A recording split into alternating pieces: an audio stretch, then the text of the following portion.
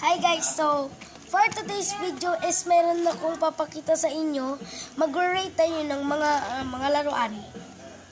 Mga Play-Doh, ganun and Kinetic Sense. So, unahin natin to.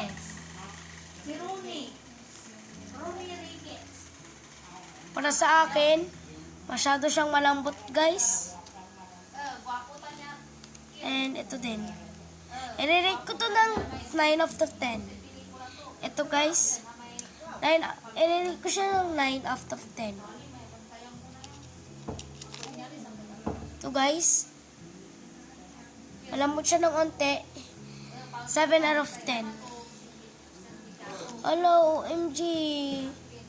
Hindi siya masyadong malambot. I-rate ko lang to ng 4 out of 10. So, ito, i-rate ko lang siya ng mga 9 out of 10. Itong kulay white naman.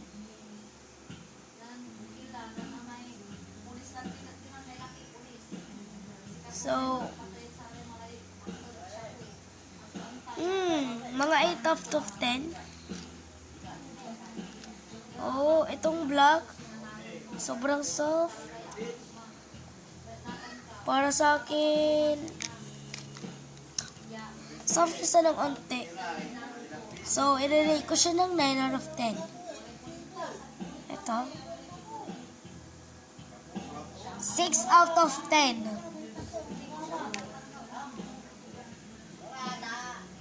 Wait lang guys. Para ito sa akin, 5 out of 10.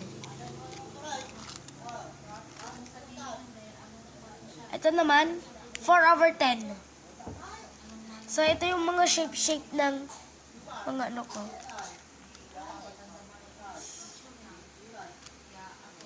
Parang ganyan. So, meron tayong isa guys, dito, Kinetic Sand. So, bubuksan ko lang.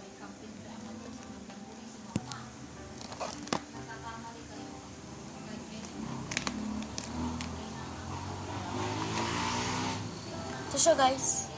So, yan pares lang sila. Pero kinetic sand siya guys.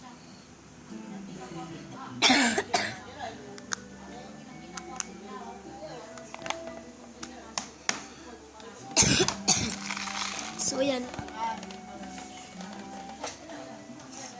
Nag-grocery kasi kami kanina guys. And, gusto ko palit sa inyo. And meron tayo dito Legos. Ay, nahulog.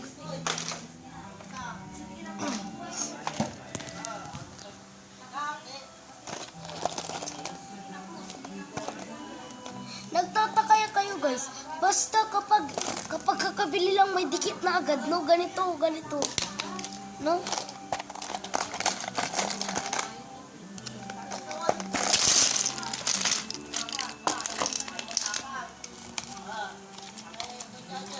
Ano to guys?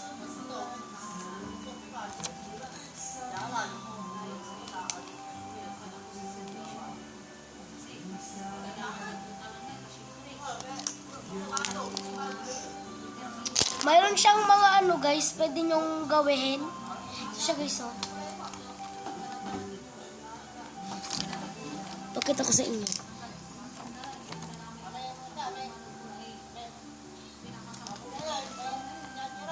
Yan guys, oh. Yan.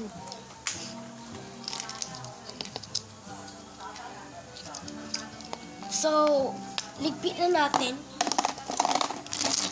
Ito, i-rate ko lang siya ng 10 over 11.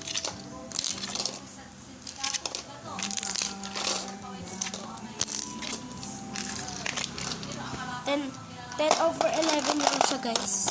Para sa akin.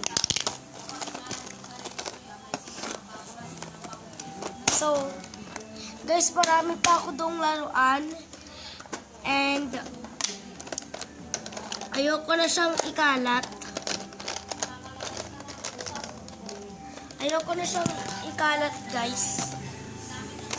Kasi, mamaya dumating dito kay yung ano ko, yung kapatid ko, manggugulo ulit yung for sure.